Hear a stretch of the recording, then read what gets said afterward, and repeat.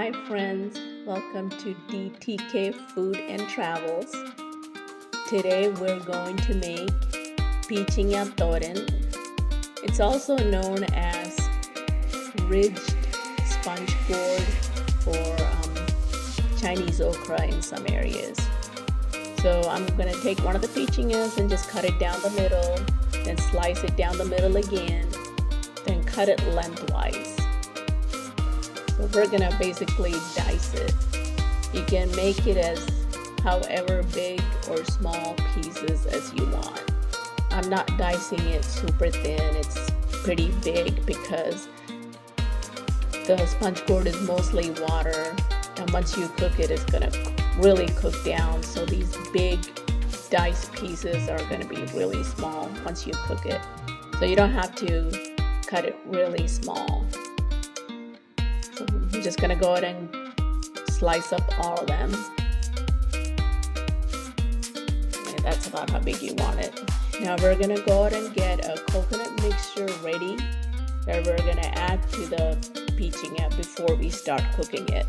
For this, you want 1 cup of coconut, which I already have in the blender. To that, you're gonna add 3 green chilies, more or less according to how you want it. 1 teaspoon cumin, 2 small pieces of ginger, and 8 cloves of garlic, and I have already added 1 teaspoon of salt into the mixie. So you can add more or less salt according to how you want it to taste. We're just gonna crush this. We're not gonna make it into a paste, just crush it, just 1 or 2 turns of the blender or mixie is all you need. So I have the diced pichinga in a pot here. We're gonna add 2 curry leaf stems in there, 2 small sliced yellow onions, half a teaspoon of turmeric powder. That's all you need, just half a teaspoon. Now we're gonna go ahead and add the coconut mixture that we made.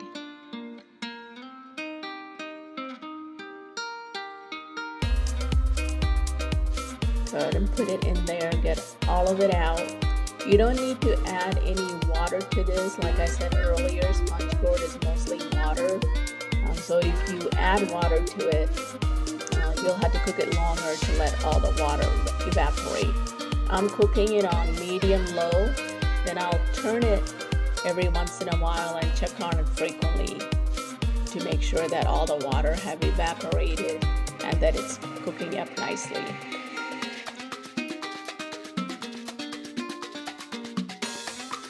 So you do want to go ahead and cover it before you turn the stove on. Like I said, put it on medium-low.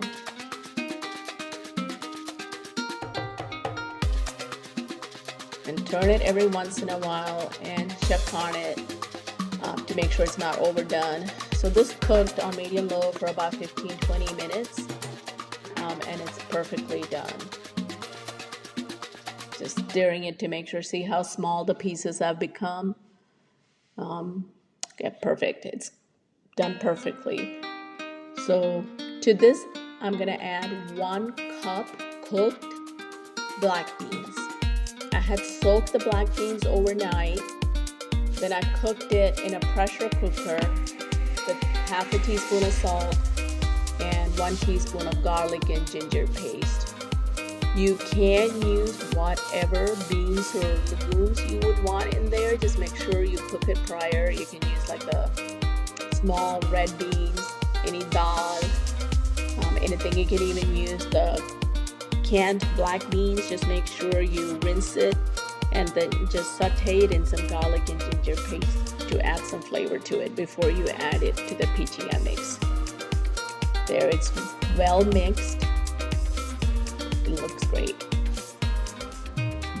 Now we need to make a dollop for this. For this, we're gonna heat a frying pan.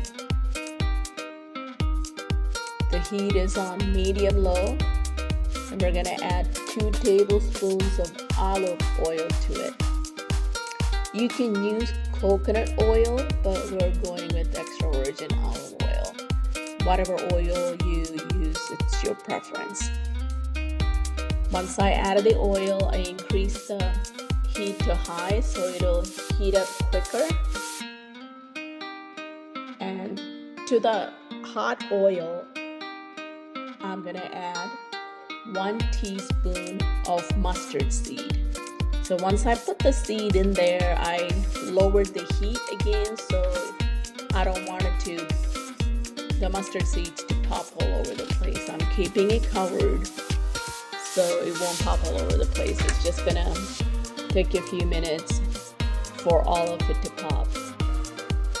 But in the meantime, if y'all can click like and subscribe, that would be greatly appreciated.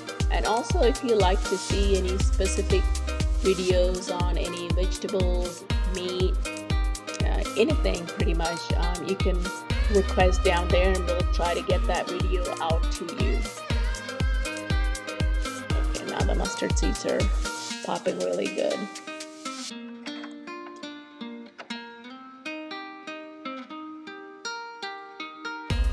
And once all of it had popped, we're gonna add 1/4 of a small sliced onion. Here we have used yellow onion, but you can use like 3 or 4 red pearl onions. Any onions, we're using the yellow onion, but it doesn't have to be that. Any onion you have at home or anything that you prefer is good. We're gonna fry it up really good. It's just gonna take a couple of minutes for it to fry up. And to this, once it's golden brown, we're gonna add 3 stems of curry leaves to it. Pichinga is one of my favorite thorans. It's really easy to make and it tastes the best, I think. Personal opinion here. But y'all will have to try it out to see if what I'm saying is true. I think it's the best tasting thoran out of all the vegetables out there. Although I do like tindora thoran too, but this is a close one. Now the onions are getting golden brown here. The heat is back to high, just so the onions will cook up faster. But you want to be careful and make sure you don't burn it. You just have to keep stirring it.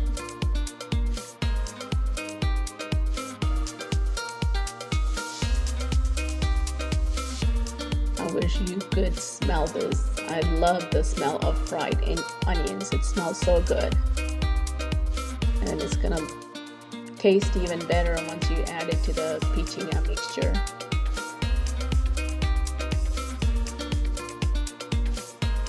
Getting more brown.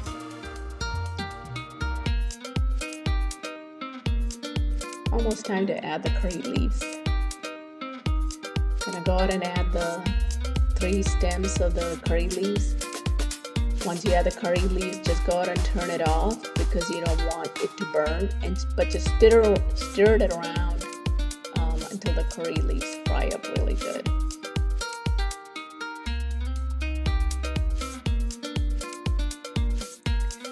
The thalap is ready. You're gonna add it to the pichinga thoran.